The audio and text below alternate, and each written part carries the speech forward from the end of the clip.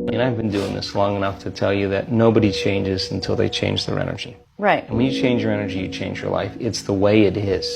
So when you stop using your enemy to reaffirm your addiction to hatred, when you stop using your best friend to reaffirm your addiction to suffering, when you stop using your Facebook to reaffirm your addiction to insecurity, when you stop that whole process and you start going inward and you're no longer relying on those outer things to create those emotions, and you start creating those inner emotional states, you start changing your energy. Now, whatever is no longer a vibrational match between you and that past, present reality is going to fall away. Right. They're just going to spiral out because you're no longer putting your attention on them. In other words, the stronger the emotion you feel with some problem in your life, the more you give it your attention. Where you place your attention is where you place your energy. You're giving your power away, your life force, your energy to heal to that person or that problem.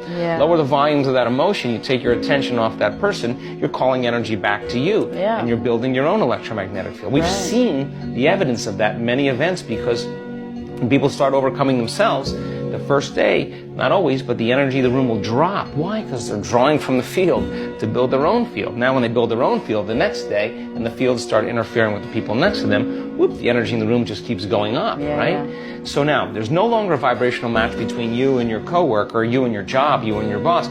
Be prepared. Because that old known thing is going to fall away because you're no longer emotionally and energetically connected to it. Right. So then when you get in that state, it's not a time to try to put it back together. Because at the same time these things are unraveling and they're moving towards chaos, and chaos is just unpredictable order. Right. It's novelty, the newness of an experience that you can't predict is chaos. If you apply the formula, then all potentials in the quantum field exist as electromagnetic potentials. They are possibilities. So now you're going to combine a clear intention with an elevated emotion, the thought being the electrical charge, the feeling being the magnetic charge. You begin to open your heart, it begins to produce that broad field. You lay the thought of a new future into there. Now you're changing your energy. When they begin to synchronize coherently, your brain and heart, you got a strong Wi-Fi signal. Because now you're putting out a very laser coherent signal. When there's a synchronization between your energy and that potential that exists in the future, but it really exists in the present moment, because that's where they exist in the quantum.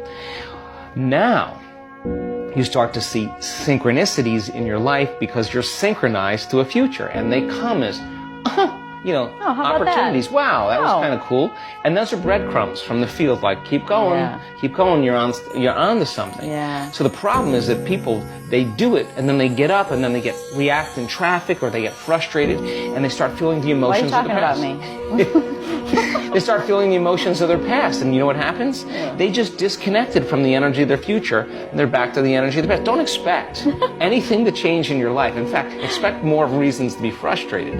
But if you catch yourself, you take a breath, you get back into brain and heart coherence, you tune back in, well, you're not going to go unconscious. That's a victory. Like as you said, that's a victory. So then the key then is to be able to keep synchronizing to the point where it begins to become familiar. And the word meditation means to become familiar with.